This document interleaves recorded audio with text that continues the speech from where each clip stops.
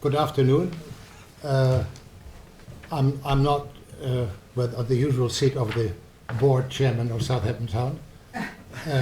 I'm here with my co-chair, Glorian Burke, and myself from the Green Committee, the Sustainability Committee. And this afternoon we have a presentation to make, which gives you a very interesting part in the energy field. And here to introduce our speaker and the subject is Lynn Arthur. Lynn, take it away, please. Great, thank you. So before I introduce today's speaker, I wanted to spend 2 minutes on why her material is important and timely. And to do that, I am going to introduce you to a couple of charts up here on the screen from the New York ISO. And we'll talk about who the New York ISO is in our meeting following today's presentation. So notice on this chart I've labeled as is, and the green wheel within that pie chart on the upper left reads 92%, meaning that electricity sourced from hydro, wind, and solar serving the western and northern regions of New York State, being also referred to as upstate, while downstate, representing the Hudson River Corridor, New York City, and Long Island, is at 8%.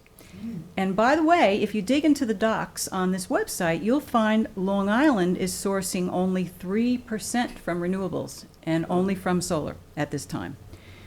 Now, on the right, on the lower right, I know it's hard to see, but this is where we're headed. You're going to see this chart that references the Climate Leadership and Community Protection Act frequently. In fact, it'll probably be in every single presentation you see from New York State for the remainder of this year. What I want to point out here is that this is New York State's goal is to be emissions-free by 2040. So as the committee, the Sustainable Southampton Green Advisory Committee, which is most of the people in the audience here today, and many of you by phone, as the committee contemplates its priorities for 2023, it's a great time to bring in someone from outside the LIPA service area to give us some insights into the policies and programs that are successfully underway. So I'm here to introduce Lisa Marshall. She joined the New York Clean Power team after serving as program director of Heat Smart Tompkins, New York's first and most successful clean heating and cooling community program. As Heat Smart's director, Lisa implemented education and outreach about heat pumps and other building energy efficiency measures, as well as providing direct support to households, businesses, and municipalities implementing building decarbonization. Prior to that, Lisa worked as community organizer with the climate organization Mothers Out Front. As community organizer, she recruited and trained volunteers to shape, execute, and win local climate campaigns, and played a leadership role in launching a multi-state Beyond Gas campaign. Lisa holds an MS in Earth Science from Dartmouth College and a BA in Geology from Claremont McKenna College. So we're really pleased. Lisa made quite a lengthy trip to get here today. So Lisa, if you would please come and take the podium. All right. Thank you so much, Lynn. Don't clap. Thanks so much. All right, let me just pull this up here so I can see. Oh, okay. I thought you were doing it. Oh, I can do that. I mean, I guess I can do it. Sure. I'll stand behind you when you advance all of them. All right. So how's the sound? Okay? Good. Okay, great. Well, welcome to my presentation, Green the Grid and Electrify Everything. I'm Lisa Marshall, and I was sent here today by Governor Kathy Hochul to confiscate your gas stoves. So get ready. All right, I'm just kidding. I wasn't really sent here by Governor Kathy Hochul to confiscate your stoves, but we will talk about that a little bit later. Thanks for the lovely introduction, Lynn. Thanks to the Southampton Sustainability and Green Energy Committee. I think I got that right for having me today. It's just a really great pleasure to be here. I have a lot of fondness. Can I face them, or do I have to face this way? I have to face this way. Okay, it feels really weird. For the Hamptons, when I was a kid, I got to come out here. My great Aunt Betty had a little place in East Hampton where we used to go and on July 4th weekend. And now my best friend growing up has a house here in Southampton, actually, where I get to come sometimes in the summer. So it's great to be here with all of you folks in the Sun Belt of New York. So let me just dig. Oh, so as Lynn said, my background, I studied science in college and in graduate school, and I taught about energy and climate change and all the wonderful technology innovations that were going to come about to sustain a livable environment on our planet. And then I grew up and had a family. My husband was a Navy officer, and we traveled all over the country and the world, and none of those things that I taught about or learned about in school were happening. And I wasn't really sure why, because I kind of was naive about how change happens, right? I knew, I grew up in an academic family. My dad was a professor. So I thought if people just knew about things, then they would do the right thing. Well, it turns out that's not true. You actually have to advocate and work at every level of community and society and government in order to make change happen. So when I moved to upstate New York, my husband retired from the Navy, and we bought our final resting house where we're going to raise our family and set down roots. We were about to buy the house, and we got the papers from the other realtor, and it said there is a natural gas permit connected to this property. And what that meant is that the gas companies could come and drill and take the mining rights from underneath my house. And we thought, well, what the heck is this? So we did a lot of research, we learned a lot of things, and we sort of found out that the part of New York where I live, which is called the Southern Tier — who here has ever been to the Southern Tier of New York, by the way? Anyone? Oh, one, two. Oh, very good. I live in scenic Horseheads, New York. Was sort of ground zero for the whole plan of the gas industry to do hydrofracking in New York. And that set me off on a whole new path, taking my academic background, what I had learned in school, to sort of a very real realization of this was my community now, and it was under threat from this industry. And so I started to get involved and find out what was going on. There was still to this day, actually, the fresh water from my county is being extracted to do fracking in Pennsylvania. The frack tailings from the fracking in Pennsylvania are disposed of in my landfill, with bringing with them radioactive particles.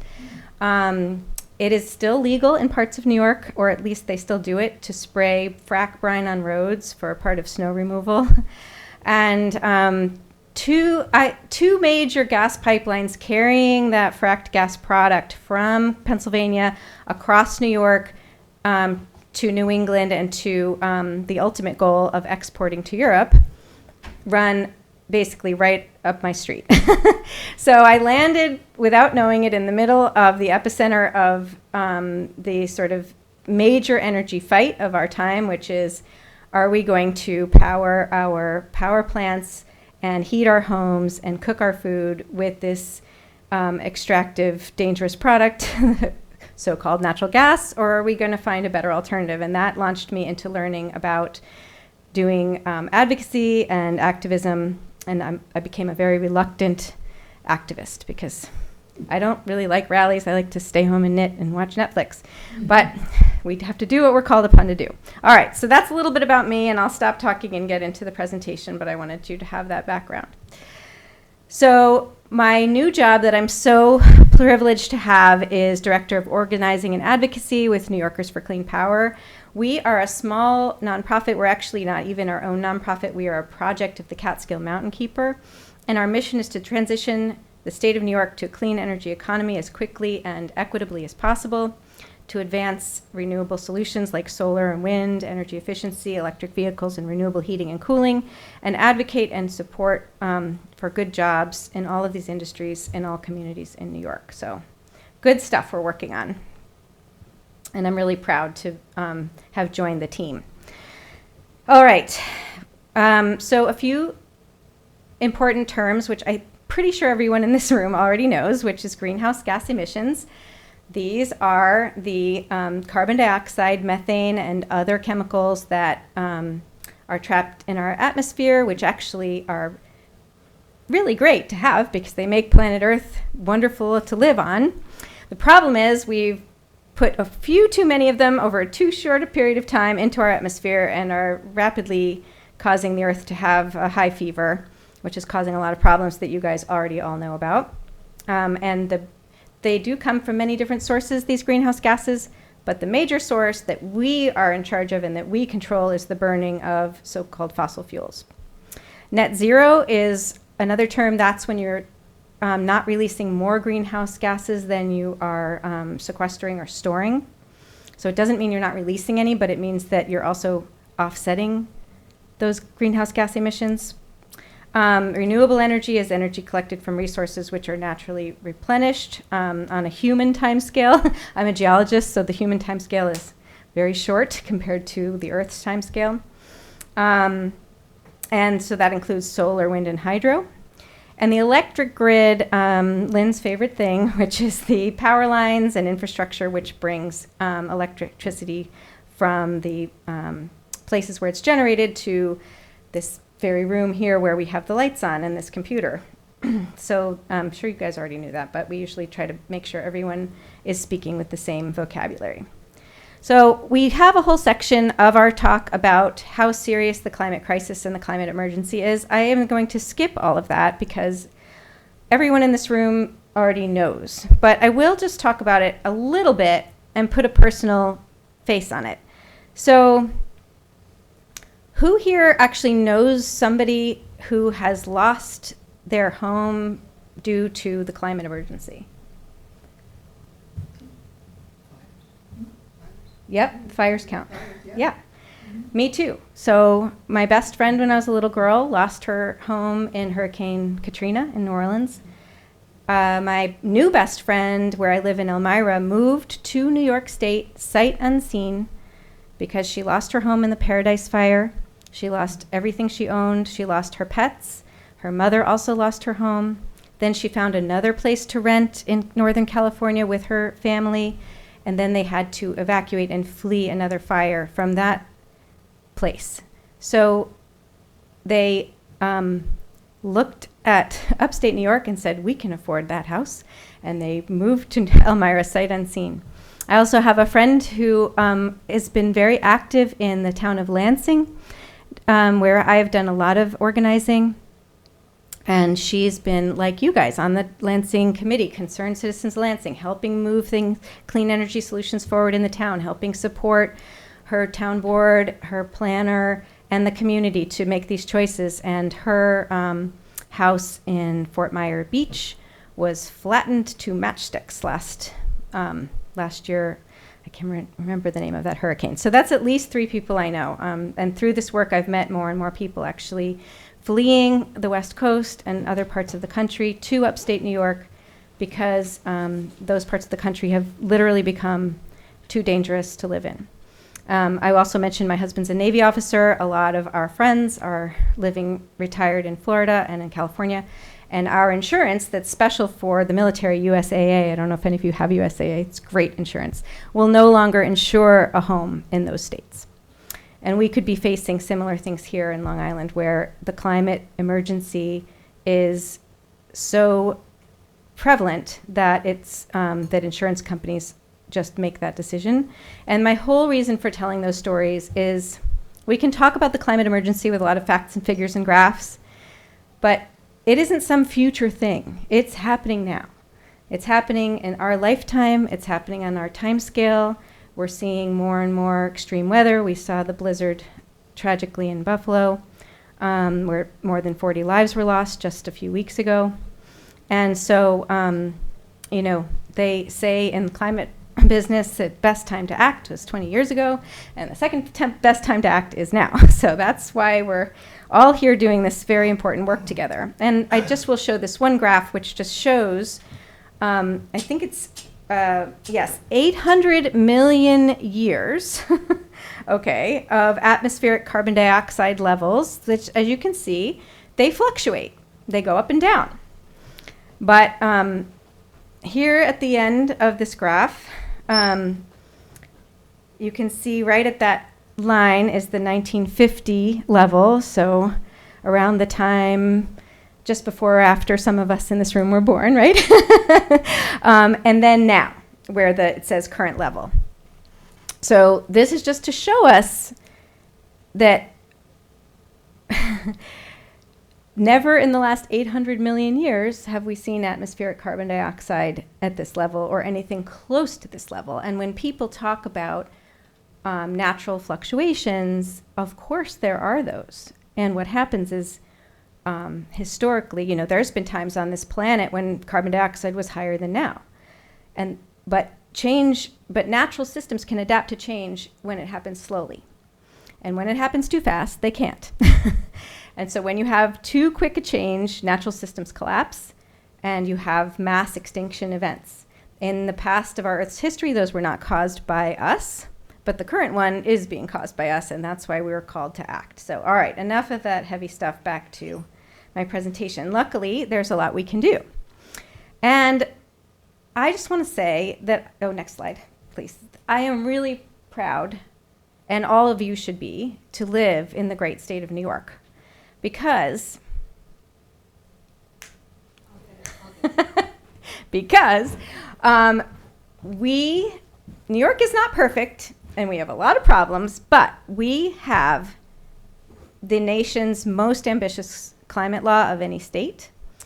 And we passed that law with a lot of work and challenges and compromise behind it. And that was what Lynn mentioned, the CLCPA, the Climate Leadership and Community Protection Act that we passed in 2019. Well, what happened then? Because it's 2023 now. So that's what we're here to talk about. In 2019, we passed this law. And then we appointed a council of experts and a bunch of subcommittees of other experts to make a plan. When I started working in climate and started meeting all the people working in this wonderful work, I said, well, what's the plan? Like, what's our roadmap? Like, how do we know which thing to do first? And they were like, we don't have one. Well, now we have one, which is really, really exciting. We have the plan. If you've looked at it, it's actually pretty easy to read, and it's broken down by sector, so you can pull out the piece you're most interested in. And but you don't have to do that. I'm going to tell you about sort of the highlights, but you can look and see the details, and we don't have time to get to those today. So we have a plan to reduce New York's greenhouse gases dramatically, 40% by 2030, and net zero, meaning we're not producing more than we are storing or sequestering. Remember, net zero by 2050. This is a very ambitious plan. It's a very exciting plan, and we have to get to work on it because we passed the law in 2019 and it's 2023, and in that time, we've mostly been talking. So now we have to stop talking. Well, we have to still talk. You're never going to stop me from talking, for sure. But we actually have to roll up our sleeves and get this work done. And the lucky thing is, there's a lot of good that comes with that. And I just want to say, one of the things you will hear if you tune in, for example, to the budget hearings on Valentine's Day, you will hear some of the opposition say, well, New York's contribution to global greenhouse gases is just, less than 1% or something. Well, if we were a country, we'd be the 10th largest economy in the world. We have some of the highest greenhouse gas emissions per capita and a huge responsibility to be a leader. And that's what we are positioning ourselves to be. And that means all of us need to support those leadership goals, because since 2019, when we passed that law, through the 3 years where we had the Climate Action Council deciding what the plan should be, and now we are still being fought constantly by the fossil fuel industry to slow down, to delay, to halt, to weaken this law and everything it stands for. So that's why we need all of us working on it together. Thanks, Lynn. Next slide, please. Okay, so where do we go from here? We talked about renewables. You guys know what renewables are. Who here has some solar panels at home or is a member of a solar community solar? So we know we need renewable generation. I'm on the wrong slide here. And the plan is for our electric grid that Lynn showed you to be 70% renewable electricity by 2030.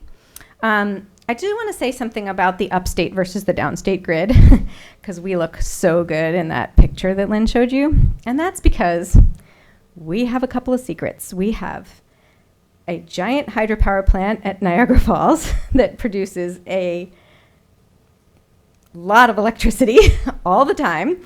And we have 3 aging and somewhat problematic nuclear power plants also producing a ton of carbon-free electricity all the time. So don't start to think that we're all so green and wonderful upstate, but we do not have any operating fossil fuel power plants, in most of central, western, and upstate New York anymore. They were some very, very, very old, inefficient,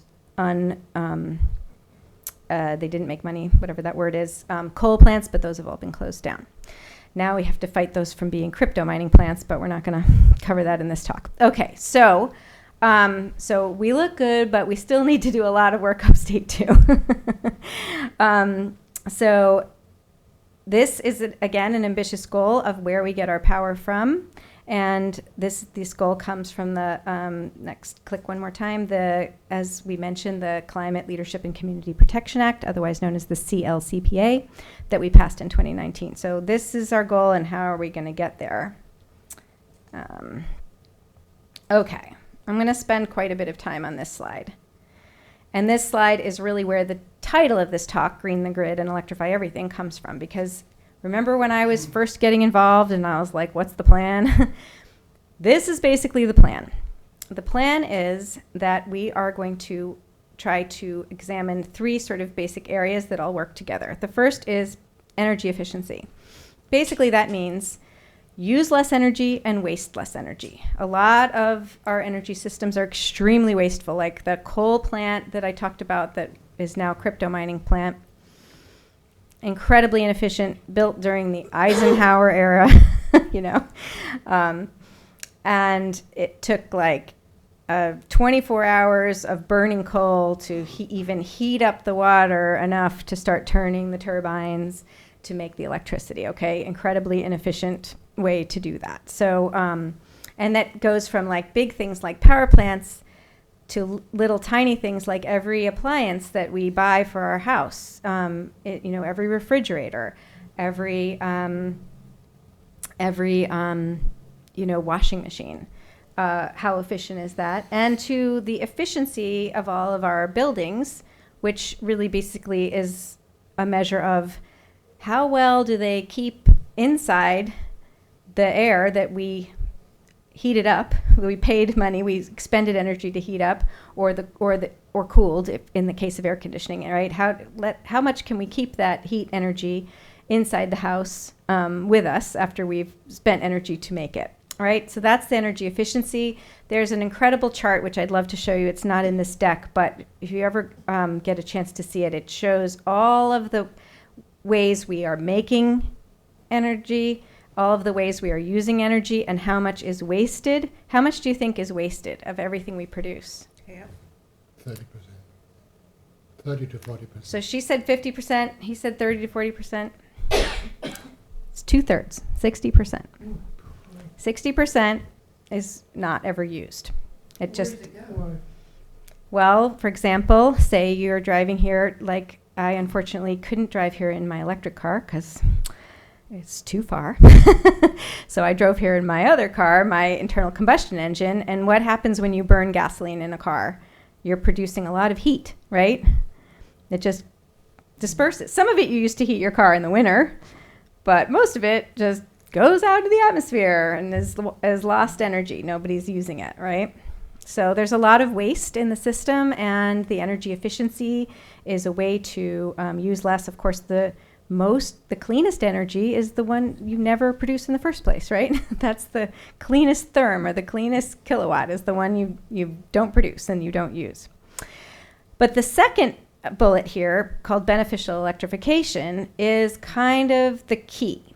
So that is where all of these processes that we have been burning fossil fuels for, the gasoline for the car, the coal, oil and gas for our power plants, the coal, oil, and gas and propane to heat our homes. All of that switched to electric, and then generate the electricity in the most renewable, sustainable, and low carbon way possible. So that is called beneficial electrification, and that's why we title this talk Green the Grid and Electrify Everything, or Electrify Everything and Green the Grid, right? Because we have to stop burning fossil fuels. If you think about how archaic it is, right? We're digging into the ground at great expense, pulling stuff out of the earth, transporting it all over the globe, fighting wars over this stuff, including my husband in the Gulf, right? In order so that we can basically burn a fire inside our house. That doesn't seem like a great idea in order to stay warm, right? We have to get out of that mindset. It's easier to say than to do. We've been doing it for 200 years. Old habits are hard to break. And there's a lot of people who don't want us to break those habits, who are trying to undermine these efforts all the time. So same with homes, buildings, transportation, hot water, cooking, appliances, and how we generate our power. All of that, we're gonna take it out of the fossil fuel realm and use efficient electric replacements, and then drive that electricity with renewables and low carbon sources. So we're going to dive into that. I'm going to tell you up front, my specialty is buildings, and we're going to spend the most time talking about buildings. And buildings are, as you'll see in the presentation, by far the largest contribution to the greenhouse gas emissions from our state. So it's a great place for us to focus our energy. Okay. This is, go on to the next. This is a ton of work that we have to do. The implementation of this climate plan is absolutely massive. The good news is that means a ton of jobs, really good jobs, high-paying jobs, family-supporting jobs, union jobs, non-union jobs, small businesses, entrepreneurs. The scope for green jobs is massive and growing, projected to be 200,000 jobs, I think, in the next 10 years in New York. And these are not minimum wage jobs. These are jobs where upstate you start at 20 an hour when you don't know how to do anything. Downstate maybe 50 an hour, and you can grow from there. You can start your own business. You can become a manager. I work with many different contractors doing this work. One young man, he's probably the single most successful heat pump salesman in all of upstate New York. He sold $4.5 million of heat pumps in 1 year, and he works on commission. So, these are jobs that we want our young people to get into. There's jobs for the college educated, for the not college educated, and everything in between. I have heat pump installer contractors I work with who are tool belt guys who learned the trade from electrician and plumbing from their dad, never went to college, who are very successful. I have another guy who went to RIT and is an engineer and is doing the same kind of business. They come at it from different angles, different philosophies, different mindsets. I sometimes send one to one customer and one to the other customer, depending who I think is going to be the better fit. But basically, there's a lot of room in this field, and it's growing. Every single one of the contractors I work with could double their staff if they could find the workers, because the demand is so high. So just want to say, this is a very important bullet point for talking to your elected officials, because they get a little squeamish about stoves and gas, but they love jobs. So let's keep talking about the jobs, because they're very real. All right. So here is that roadmap that innocent little Lisa of a few years ago asked for. How are we going to get there? First, we have to figure out where are the emissions coming from, and this graphic shows approximately the main sources of emissions in New York State. I will start off by saying this graphic is wrong, because it says that buildings are 32%. They're actually even more than that. If you count up all the emissions from the fracking fields of Pennsylvania, the leaked methane along the pipeline to get it to our houses and buildings, and other factors, it's estimated by scientists that are working on this to be 40% or even more of all our greenhouse gas emissions, which is why we're going to spend the most time on it in this talk, also because it happens to be mostly my area of expertise, whereas I know for the other areas just enough to be dangerous. Probably Lynn could tell you more than I could about some of them. Okay. After that is transportation, then that electricity grid, and then waste, industry, and agriculture. All of those are important, but as you can see, they're quite minor compared to the contribution to our greenhouse gas emissions from buildings and transportation. So, coincidentally, my organization, New Yorkers for Clean Power, prioritizes working on those three sectors that have the highest emissions. Not that the other sectors aren't important, and there's very good people working on them, but that's not our area of focus. Okay, so buildings. I don't know why we have so many slides that say buildings. So buildings, as I said, let's go back one, are 32% of our emissions, and this is because, as I said, we sort of archaically are lighting fires in our basements and using them to heat our homes with. About more than half comes from heating, and the rest is hot water. Domestic hot water is the second biggest source of emissions from our buildings. The third biggest is sort of the appliances, basically the electric appliances. But the biggest is heating by far. It's probably between 50 and 60%. Probably depends on which climate zone you're in, but heating is the biggest and the most difficult to tackle. So where do we start? Next slide, please. We start with energy efficiency, like we talked about. Let's just make sure that our buildings are not letting that heat or out the window, literally. Most buildings, the average building in New York, loses enough heat through cracks and openings as if you left an entire window open all winter. Now, no one here's dad would ever let you leave the window open all winter, right? They would say, close that window. You think I work for the power company? But we do let a lot of this warm air out. So what we each need to be doing, responsible for our own homes and buildings that we have some kind of authority over, is to start with something called an energy audit. And this is where you get a building performance expert to come and take a look at the building. They're looking at basically two separate but related things, insulation and air sealing. Insulation is like that warm wool sweater that you put on, but it has a lot of holes in it, right? Air sealing is like that Gore-Tex windbreaker that you put over the wool sweater that doesn't let the air in or out. And some materials both insulate and air seal, but they are sort of separate things. So if you get a home energy audit, which I'm sorry to tell you that everywhere in New York except on Long Island is a free service that you are entitled to. Lynn tells me that on Long Island you have to pay for an energy audit. No, it's free except they don't do a blower door test. Okay, never mind. I take that back. All right, so it is free. It has several components. A reputable company will do what's called a blower door test. This was sort of waived during COVID because of fears of moving the air around the house. I think most companies are doing them again now, but you might have to request them. And that's where they sort of set up, they open your door, they set up this red thing you see on the right-hand side with a fan. It's basically just like a old-fashioned fan. And they suck the air out of your house to test for the air leakage. How many air exchanges per minute does your house allow? I don't want to tell you how many my house allows. I have an 1840s farmhouse, and it's very hard to seal. And so depending on when your house was built and how well sealed it is and how you've maintained it, you will get a number, and that is one of the things to start to look at. They also can see the middle picture is an infrared camera, and that measures heat.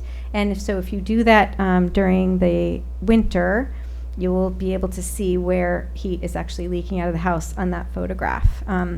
If you don't do it during the winter, it's not worth doing because you can't really see it. So if they're doing it when it's, when the indoor air temperature and the outdoor air temperature are about the same, it's not going to give you an interesting picture at all. And then this picture on the right just shows what we call the stack effect.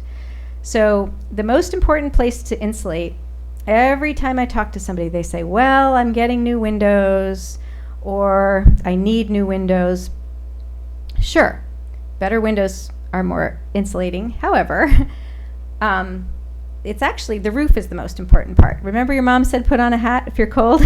It's actually, the roof is the most important part, because what happens is when air escapes from the roof, it pulls heat up through the house and through the foundation and pulls cold air into the house, and the warm air leaves. It's sort of the warm air leaving the house kind of sucks the cold air in. So the roof and the basement are actually the most important places to tackle. And the conditioned space, the so-called, the part of the house that we live in, basically, is secondary. It's important, but it's less important. The important places are the roof, to keep it nice and sealed and nice insulated, like that warm hat, and then the basement, especially what's called the rim joist, which is that area sort of where the house sits on the foundation, and a lot of air can get in through there. So you want to seal those areas up, make them nice and well insulated, and you're well on your way.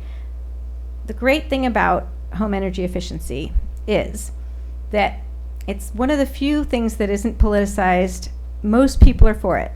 It saves you money and it uses less energy. So I've presented to many town boards with many different political affiliations, and I've never had anybody be upset about the idea of people getting better insulated buildings. So that's good news. It also is a great job creator. And again, these green jobs, these buildings jobs, not only are they well-paying jobs, but they can never be exported to Mexico. They're always going to stay right here in New York. Okay, sorry. So the next thing, next slide please, Lynn, is how are we going to heat that air that's in the house? I already said disparaging things about burning fossil fuels for heating, right? So you're thinking probably, although you guys probably know because you've done clean heat programs, how are we going to heat our homes if we're not going to burn stuff? We love burning stuff. We're all cavemen. But we have to change our mind and stop doing that. So there's a wonderful device called a heat pump. Everyone in here, I think, has heard of heat pumps by now. Most audiences haven't, though. Most people in New York haven't heard of a heat pump, even though everyone has a heat pump in their house. The heat pump is actually what keeps your refrigerator cold, right? So it's a very simple physics. It seems like magic. Am I facing the wrong way? Okay, sorry. I hate not looking at them. It's terrible. The heat pump. So there's a chemical in a closed loop.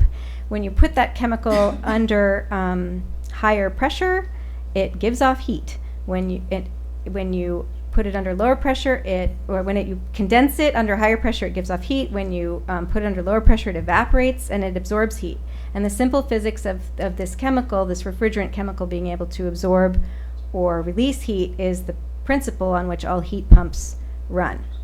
So the way that's so efficient is you're not creating heat. You're actually taking heat from one place and moving it to another place. And that's why you get such high efficiencies with a heat pump. Shown in these photos are what's called air source heat pumps, the kind of heat pumps. These are known as ductless mini splits. That's kind of a common kind. A lot of people around here have these, but they're just air conditioners.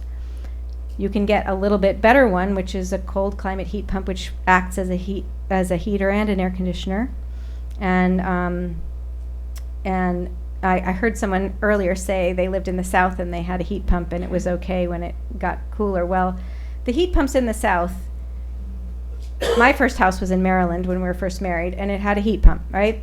But when it got cold for the 2 weeks a year, we would turn it to what was called like override, and that was when it turned on the electric resistance heat, like it's basically turned on a toaster.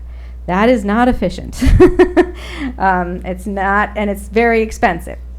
So what we endorse here in New York, and what is being promoted, are much more efficient heat pumps that heat with the heat pump, not electric resistance, down to negative. They're rated to -15. They heat to -19. If you are they can heat a home in any part of New York. They are popular in all of Scandinavia, which is colder than New York. If you're in the Catskills and it gets to -30, you are going to need some kind of secondary source of heat for those times it's -30, right? But generally speaking, these are great technology and they work in almost all of our buildings. I wish I had a picture, but I don't, of a ground source heat pump like Lynn has in her house, and I dream of having in my house someday. So I was going to say, the air source heat pump takes heat from the outside air, and there is heat energy in the outside air, even when it's -20, right? Because who went to school and learned that what temperature is it when there's no heat energy in the air? 0 degrees Kelvin. Remember 0 degrees Kelvin? Okay. That's colder than it gets on Earth. So any place you are on Earth, even Antarctica, there's some heat energy in the air you could take out with a heat pump. The heat pump is going to work harder. It's going to be less efficient at those cold temperatures, but there is heat energy. Now, remember the sun and the greenhouse effect? You guys know all about that. That keeps our planet nice and toasty, but it's getting too hot. Well, the sun's energy comes through the atmosphere, hits the ground, and what happens? Some of that is reflected back into the air as heat and is trapped in the atmosphere. Some of it is absorbed in the surface of the Earth. You could think of that surface heat that's absorbed in the shallow depths of the Earth as basically a solar battery. It's holding on to the sun's heat. So anywhere in New York, when you drill down, the temperature of the ground below the frost line is about 50 degrees. And that is a great source of heat to tap into for heating our buildings. And that's what the geothermal heat pump system does. It basically collects that heat from the earth, goes through a heat pump to that condensing and evaporating process to bring that heat into your house, or it can run in reverse and take heat out of your house and cool your house with air conditioning. It can also heat your hot water. So these are really great devices that are the most efficient way to heat. They're the most affordable way to heat. Catch is they're not the most affordable to install. So, but they are so energy efficient and saving that if you're currently heating with propane or oil or electric resistance, run, do not walk, and go get a ground source heat pump because it will pay for itself very, very quickly. I had just one example. My friend Katie put in ground source heat pump in her 3-story farmhouse. She went from paying $4,000 a year for propane to $400 a year to run her ground source heat pump. So the savings are quite dramatic. Okay. So all the programs and processes for our homes also exist for commercial buildings. There's the pathway to get an energy audit for commercial building is a little more complex. It depends on the type of the building, the size of the building. You can't just call any HVAC company to do it, but there are programs out there to do that. If you have a huge building, you might have to have a cost share to have an energy study, but there are processes for commercial buildings. And this is, next slide please, is just a picture of what like a commercial scale rooftop air source heat pump system might look like. Okay, you may have seen these because any building with a central air conditioning, any big building has these on their roof. Unfortunately, they could have ones that both heat and cool. A lot of buildings only have the cooling, unfortunately, at this point. Okay, here's where the advocacy comes in. You would think that since we passed a law in 2019 and then spent 3 years studying it, that we wouldn't need to pass any more laws. But you would be wrong. Unfortunately, the climate plan says in it that we need to pass some more laws to enact these policies that are coming out of this climate law. So one of the main things that I work on, and I invite you all to join me, is to pass this year a slate of heat building related laws in New York. These are the recommendations of a campaign that I help coordinate and lead on called the Renewable Heat Now campaign.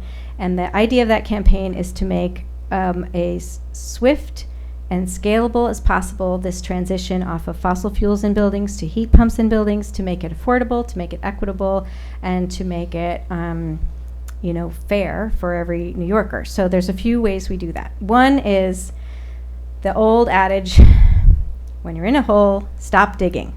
So for any new building we build, let's stop building in new buildings with fossil fuel heating in them, right? That seems kind of obvious because new buildings are really well built, they're really efficient, they work great with heat pumps, they're sometimes even cheaper to build with heat pumps, and they're definitely cheaper to operate with heat pumps, so why aren't we doing this? It's because we don't have, remember I said we're used to certain things, there's a lot of opposition forces trying to keep us doing the same things, so this is a very important rule. Law. We tried to pass it last year, we failed. Governor Hochul did put a version of this in her budget that was released last week. Now the fight is to get the legislature to push back to make her version a little stronger and to get that passed in this year's budget. We invite you to join us to do that. We're actually having a grassroots meeting about that, what's today? Tuesday? Thursday night. So I'll get Lynn the information so that you can join. The second law, and my personal favorite, is called the New York Heat Act, or Home Energy Affordable Transition Act. This one is really nerdy, and I know there's some super nerds in this room, so you're gonna love it. But basically, our public utility law says that it's in the public interest of New Yorkers to be provided with gas. It doesn't say essential energy services for heating, it says gas. If you ask me, I think that's what they meant. But they are saying that if we want to change from providing everybody with gas through the utilities, we have to change the law and what it says. So right now, everything is tipped in favor of the gas utilities. In fact, when you build a new building, if you're close to a gas line, all of us pay to hook that new building up to the gas system for free. 100 feet of gas pipe they get for free, and we pay for it on all of our bills. That's called the 100-foot rule. That totals up to billions of dollars of ratepayer money that's given away free to, for example, a new building developer who's developing a new bunch of homes to hook up to gas, when instead, if we didn't give that for free, do you think the developer would pay for that themselves? No, they would just put heat pumps in the building. So, and not only are we paying for it, but what is really, really painful is that we're paying for it through our utility fees. And that is the most regressive way to collect money, because poor people pay relatively a lot more than rich people, right? It's not like our taxes where the rich are somewhat paying more of their income. It's everyone who pays a utility bill pays the same fee, and all of that is pooled, and that's what's given away basically as a subsidy for gas, for expanding the very fuel and the very system that we need to get off. So this law changes that. It says the obligation of the utilities is to serve customers with, the ability to turn lights on and heat, not gas, right? And it says, no, we're not going to subsidize the gas hookups anymore. And it says we need to keep people from paying, low-income people from paying more of their income than they should be paying for these essential services. I don't know if you know this, but energy burden, that's the percent of your income you're paying for your energy, is considered to be too high if it's more than 6% of your income. And typically, low-income people in New York are paying 10 to 12%. In New York City, it's even higher. Some people in New York City are paying 25% or more of their income for their energy bills, which is a travesty. As I haven't emphasized it a lot in this talk, but we can't just change technologies. We actually also have to change our extractive ideas of how we produce, sell, and share these resources. We cannot sort of keep doing things that make our poor neighbors, our Black and brown communities face the highest, not just energy burden, but also pollution burden, which has dramatic impacts on health, lifespan, well-being, et cetera, et cetera, et cetera. So it's very important that we do this equitably. And that brings me to the third bill, which is the Energy Efficiency, Equity, and Jobs Act.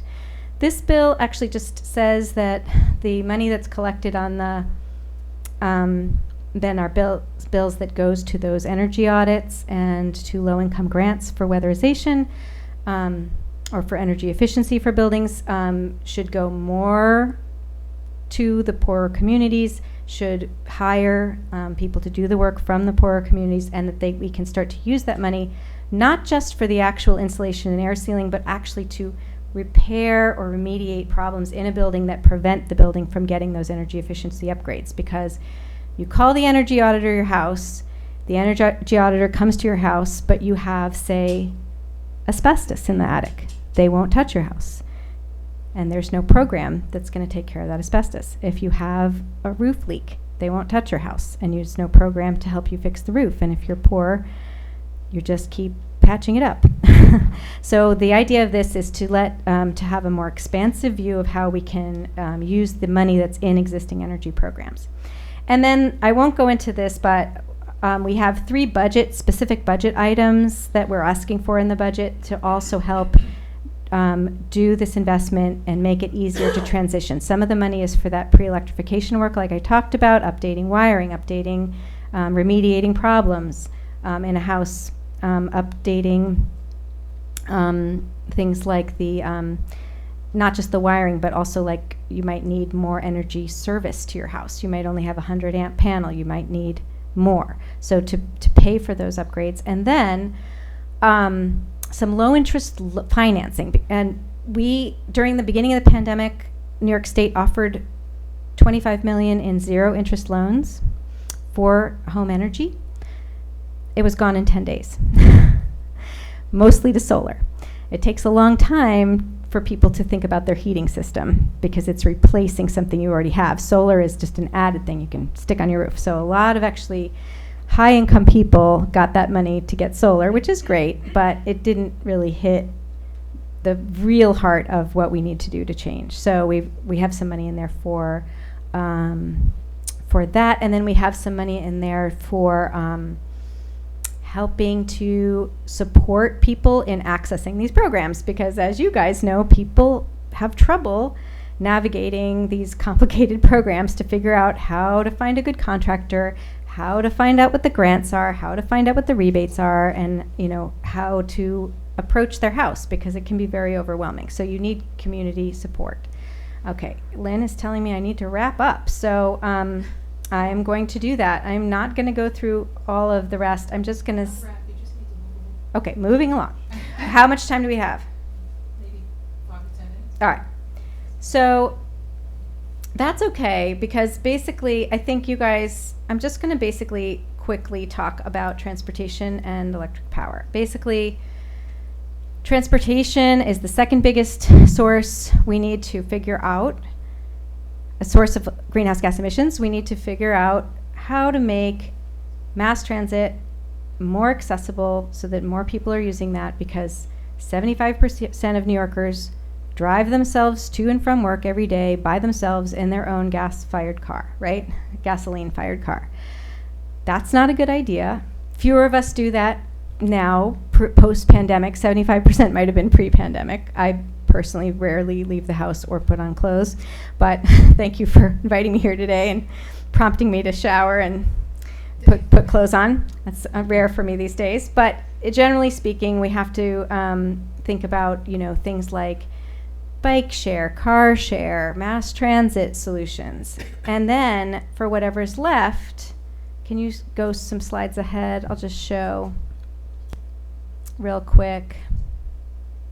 Okay. Most of those greenhouse gas emissions are coming from our individual vehicles. So we need to stop using them as much, make it convenient and easy for people to not use them, like how I got here today. And then what's left, we're going to transition to EVs. Basically, that's the electrify everything part. Instead of gasoline-powered cars, we're going to drive battery-operated cars that we're going to charge mostly at home. And you can go ahead, Lynn, to slide 29. And you can see that there's an increasing network of car chargers, more and more all the time, across New York State. One more. And here's a map of car chargers on Long Island. So as you can see, there's a lot happening in that sector. And what's going to happen, according to the climate plan, is that those light-duty vehicles, which basically means passenger cars and small trucks, as of 2035, will no longer be selling any new ones in New York. And there's more and more incentives now for getting an electric vehicle, and as of the, what's it called? The Inflation Reduction Act, there's for the first time going to be an incentive for lower income folks to be able to buy a used EV, right? So currently, good luck trying to get an EV. You have to order one and wait a really long time. But that is, going to change. And those of us who were early adopters are going to buy our second EV and sell our first EV to somebody who's going to be able to get an incentive to buy that. And by the way, Lynn, I saw you have a Clarity. We have one of those too. They're great. So wish they made that car still. I don't know why Honda stopped making that. So anyway, that's the basic idea with transportation. We just need a lot more convenient mass transit. We also need to do things like the town of Southampton could be thinking about, just more walkable, bikeable communities. We have to really think about our planning. We as a country and as a state were planned around this car lifestyle. Hard habit to break. We all love our cars. It's a little bit embarrassing, but I sometimes sort of race my EV off the light, because it's so fast, so much faster. You shouldn't do that. That's not very efficient, but sometimes it's tempting just to show how great it is. All right, so moving on to the electric sector, which currently is about 13% of our greenhouse gas emissions. And New York, on the whole, has a pretty low carbon grid. There's a great map you can look at that shows up to the minute global emissions from different grids, and it's color coded, so you can see whether you're like dark red, which is the worst, like Wyoming. New York is usually yellow, which is the second best. Iceland, where I lived for many years, is green. It's great to live on a volcano if you want some free energy. However, here we have, as I said, the nuclear power plants that are still churning out very low carbon or zero carbon electricity all the time, day and night, and the hydropower.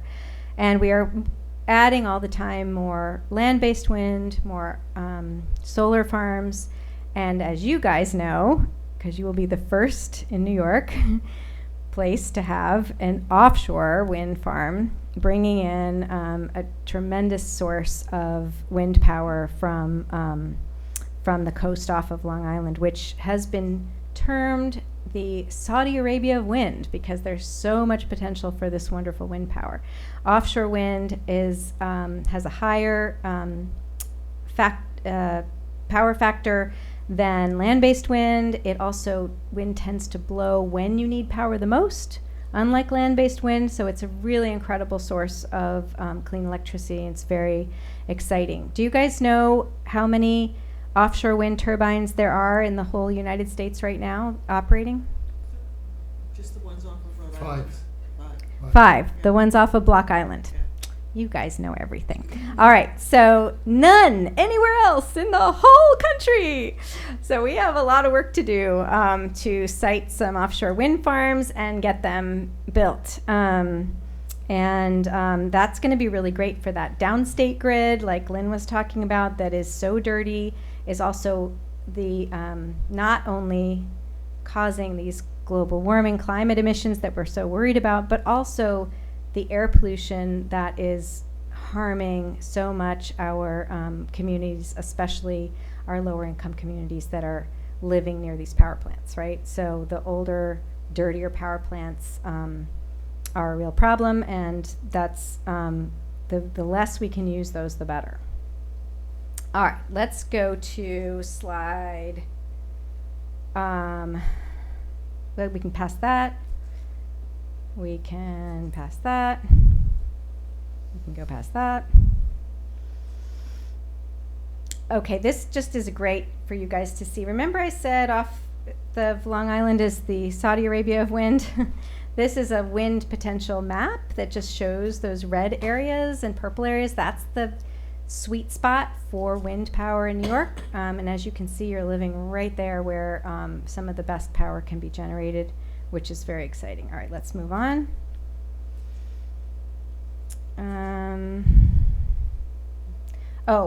just a quick note about electricity. We're sort of used to this idea that there's going to be a huge power plant that's going to send out the power to all over the place. That is not very efficient. It's also not very resilient. We need to have actually more local power generation.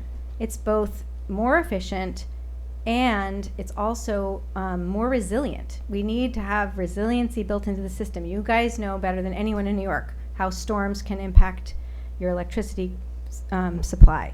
And we are worried about things like cyber terrorism when it comes to our grid, right? So we need to have more local electricity generation that is renewable and clean with storage and ways to connect into the grid, but also to disconnect if the grid goes down, and ways to sort of provide things so that we don't have emergency situations where no one can get power for weeks on end. Because, for some of us that would be horribly inconvenient, but for many it's a life-altering, endangering situation that we just need to think more and more how to avoid.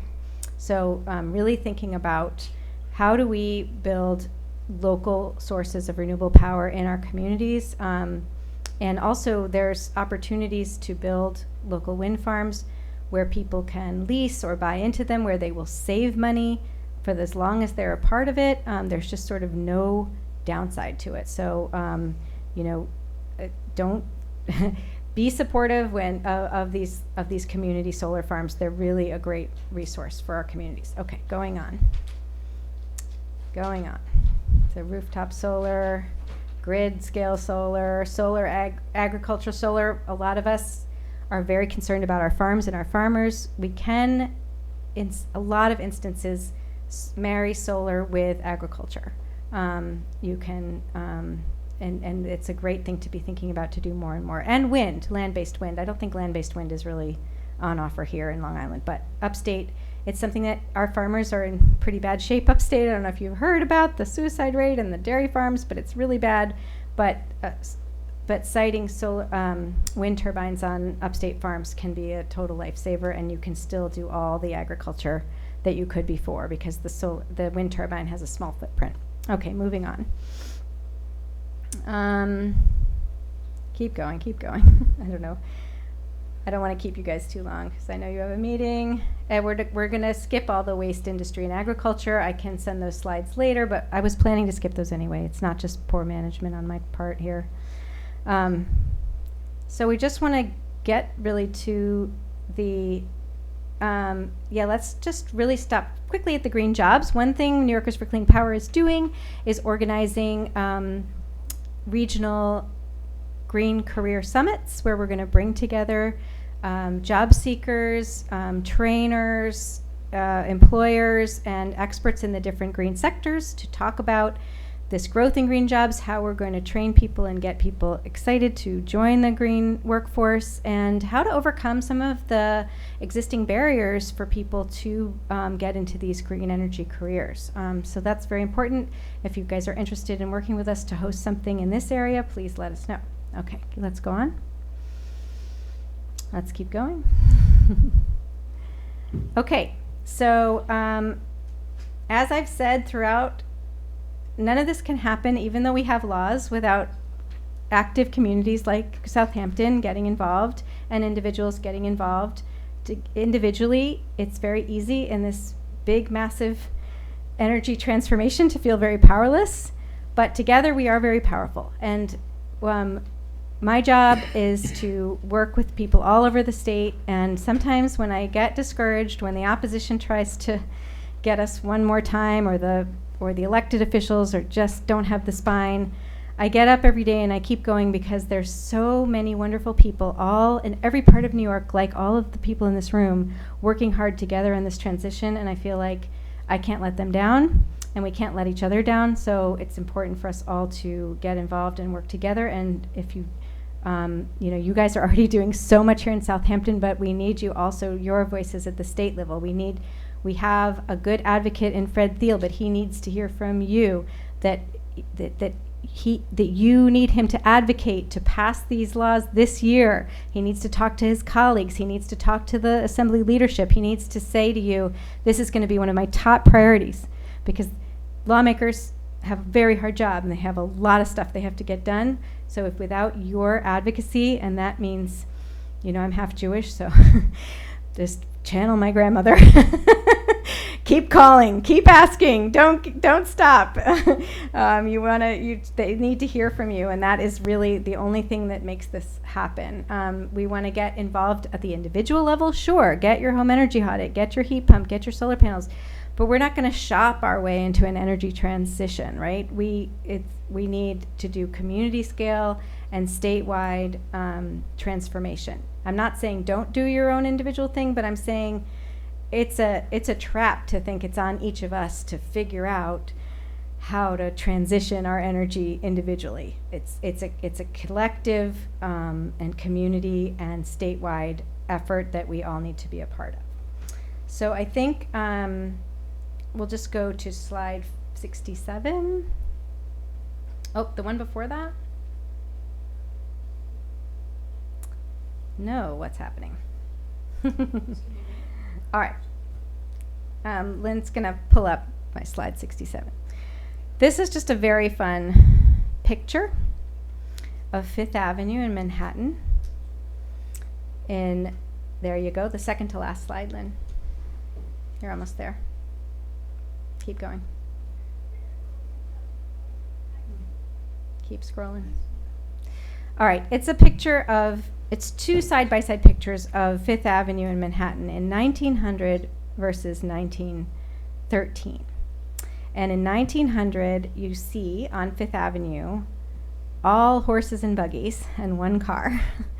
And in 1913, only 13 years later, you see all cars and just one horse and buggy. So the lesson is that even though we have a lot to do and it feels like a lot, we are capable of doing great things in America, where we sort of invented going fast and going big, right? And being bold. We can make that kind of change in our whole energy system if only we can work together to create the political will. So with that, I thank you all very much, and I'll take your questions.